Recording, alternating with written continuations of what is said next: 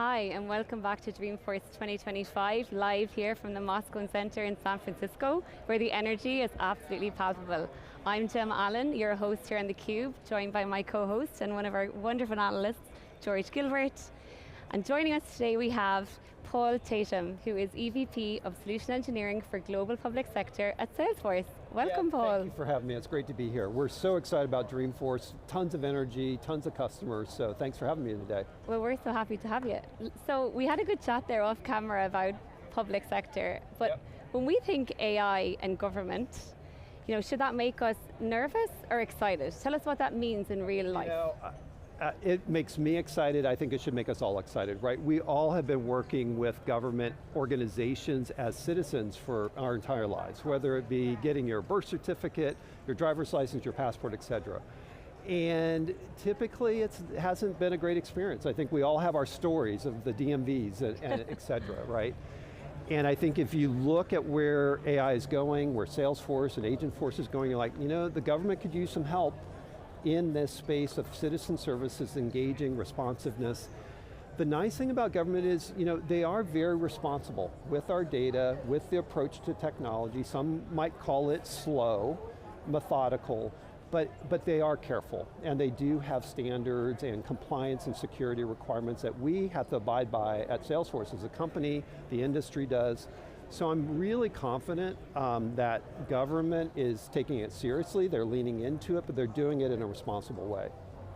And tell us a little bit about the day-to-day, right? The cultural transition. We all know AI is happening at what feels like the speed of sound. Yeah. And government hasn't necessarily been famous or known for its agility in tech adoption, right? Yeah. If we think about the cloud era versus the AI era, it's a fundamental shift change in speed, and I think really also in terms of that feeling of like existential crisis, right? Yeah. So tell us about what sort of conversations you're having with your customers.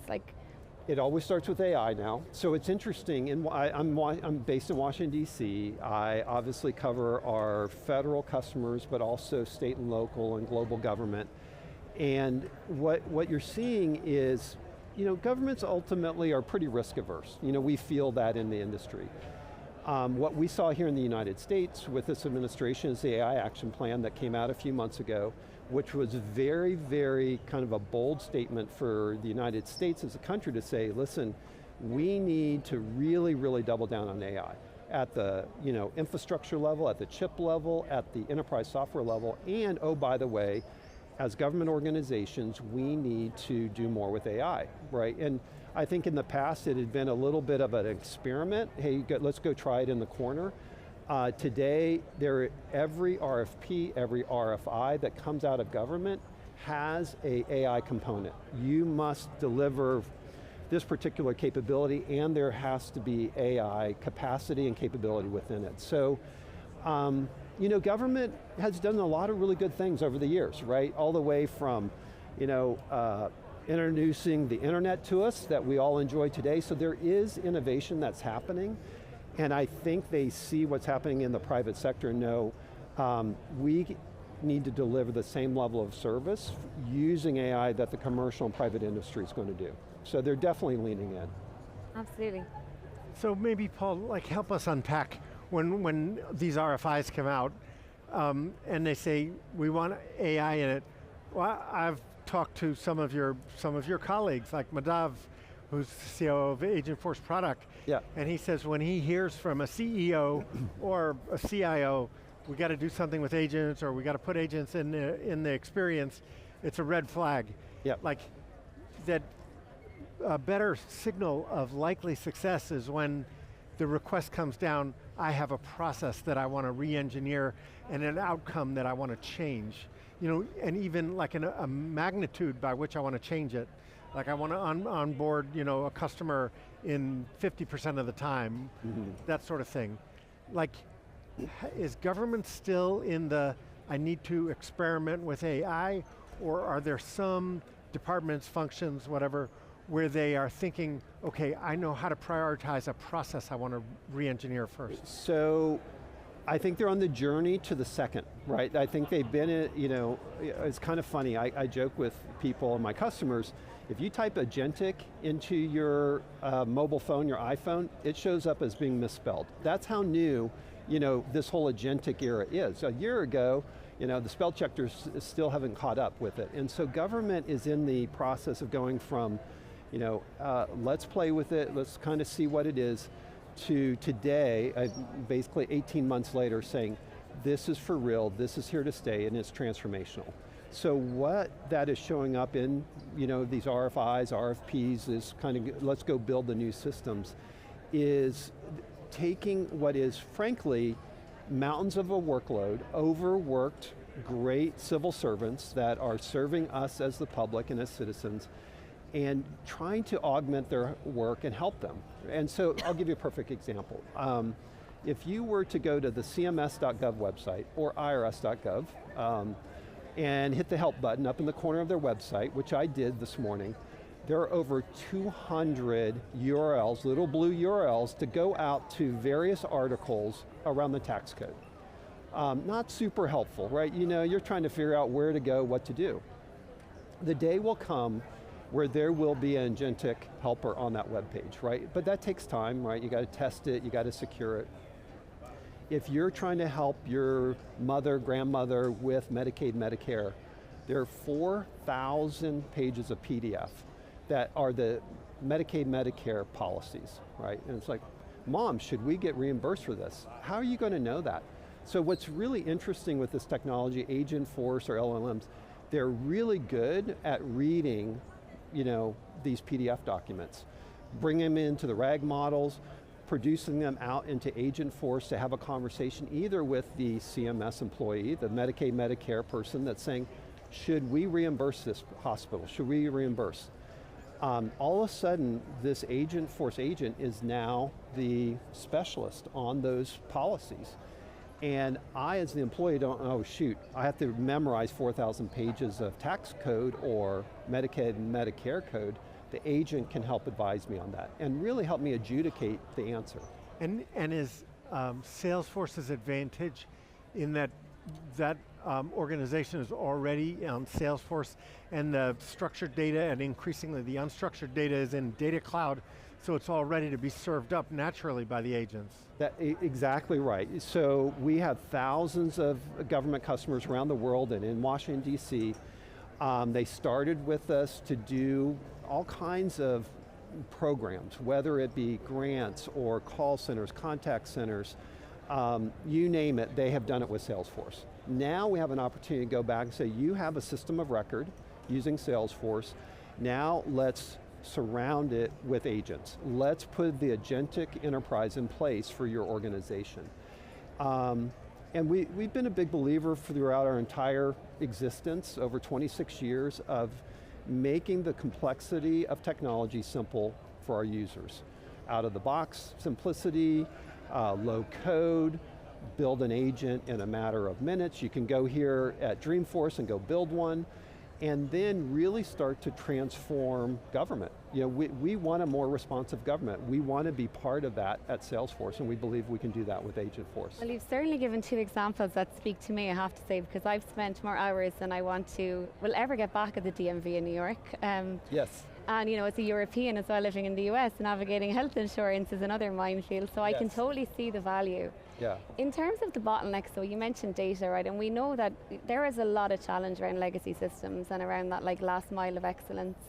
That can sometimes be where I guess benefits are won and lost, right? For industries as well that maybe don't have the same capability or the same even spend, as some of the kind of larger tech players, et cetera. So from your perspective, how do you think about that? How do you think about, that real, last mile of adoption? Where does Salesforce play in that space? So I think you kind of touched on two topics, right? You touched on data and adoption. So the data piece of it, up until very recently, the data piece, especially for government, is a major stumbling block, right? So you figure they save everything, right? They have basements, they have mountains full of data, paper, electronic, And whenever you would come up with a new idea, new technology idea, they would go, that sounds great, Paul, but what about all of that data? Do we have to move it? Do we have to massage it? And historically the answer was like, kind of yes, which was kind of a stumbling block. So, several years ago, we embarked on trying to deliver a data fabric. We call it Data Cloud. You guys are familiar with that if you've been at Dreamforce here today. And what that has really done is provided a data fabric for our customers to keep the data in place, do a zero copy, to allow those agents, that agentic layer, to really have the data they need to fuel them, right? Because the answers, the conversations are only as good as the data they have access to. And government is not going to kind of bring all those silos of data together. That would be a multi-decade project, right? The days of like MDM, trying to get 5 organizations to agree on the data format, bring it all together so everybody can share it and use it, are gone. That will never happen, right? So we're very bullish about Data Cloud and its ability to harmonize and aggregate the data in a zero copy fashion to feed the agentic layer. So that's the data part. Now the adoption part, I think, is a twofold. There's internal adoption for the government employee going, hey, what's this new buddy I have? What's this new agent that I'm working alongside to help me understand the tax code? I don't think that will be very hard to adapt to, because basically, here's what's going to happen in my belief. You submit for a tax return, tax refund. In fact, this happened to me. I'll tell you a little story. So I had a little mix up on my 2023 taxes, got sent to the international department for some reason. I called, hey, I'm supposed to get my tax return.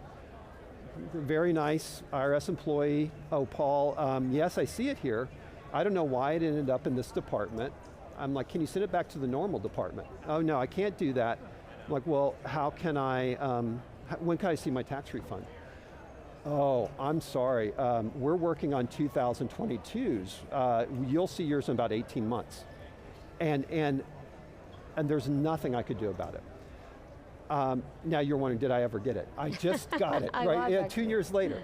But so that IRS employee is overworked, right? There's 300 million Americans in the country, taxpayers, et cetera. And so when the technology shows up for agentic assistant that is adjudicating tax returns and saying, yes, no, maybe, here's my recommendation, I've read the tax code, I've looked at the return, here's what I think should happen. I can come in the morning, that thing can run through 1,000 of them overnight. I can come in and start to kind of go, yeah, yes, no, maybe, I agree, Paul needs more information, et cetera. So I think the internal will be great. The external is where you and I interface with government. That website I just described that has 200 URLs of data. I want to have a conversation with the data. I want to have a conversation about the policy. I don't want to search through dozens of web pages to get the answer. So it will take a little time, but it is inevitable. It's too alluring, it is too impactful to ignore for government. So what is the role then, how does the IRS, let's say tax refund process work in that world? Yeah. Like, will the agents learn progressively more of the edge cases, so they go from handling 10% to handling 80%, and then the IRS examiners there can be more focused on the really weird edge cases, or they can go into doing more audits, spot audits. I'm not going to go into the audit side of it, but I will say, I think the technology in general is designed right now, and its capabilities, to do this simple, easy stuff and allow the human employee, whether it be government or private industry, to pursue the more complex things, right? The edge cases, maybe there's not a policy about this, maybe I need to kind of use multiple data sources, get more information, et cetera. So I think that what we'll see is the early and simple kind of, I call it adjudication. It's just kind of, and my other prediction is government will be the largest user of agentic technology of any industry, by far. And you may be like, why, Paul, why would that Why would that be?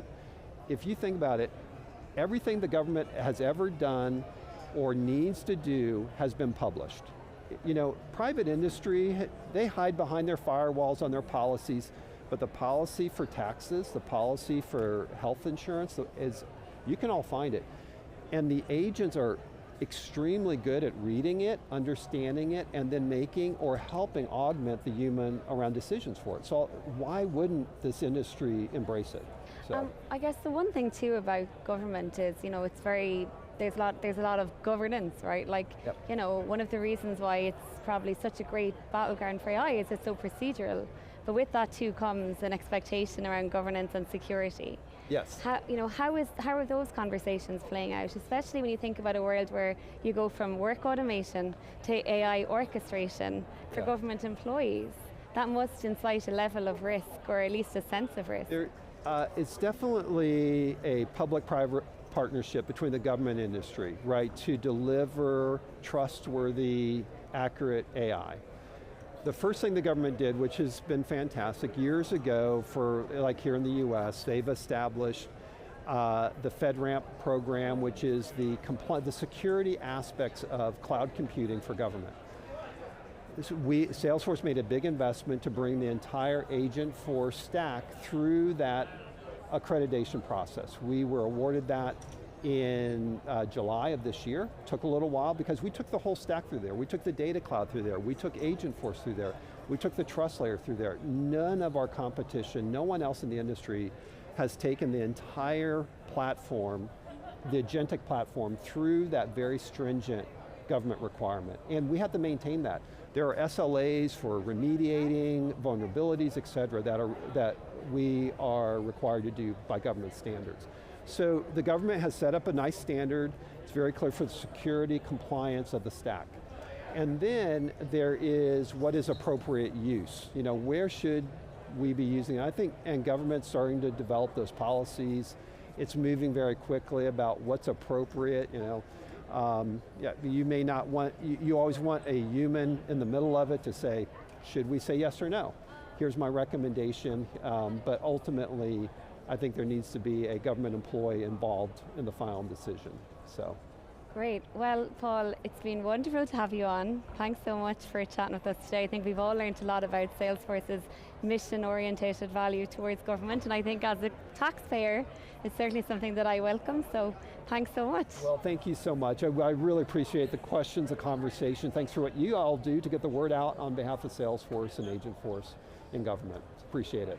Great. All right. I'm Gemma Allen, here live in San Francisco at Dreamforce 2025. We'll be right back with our next guest.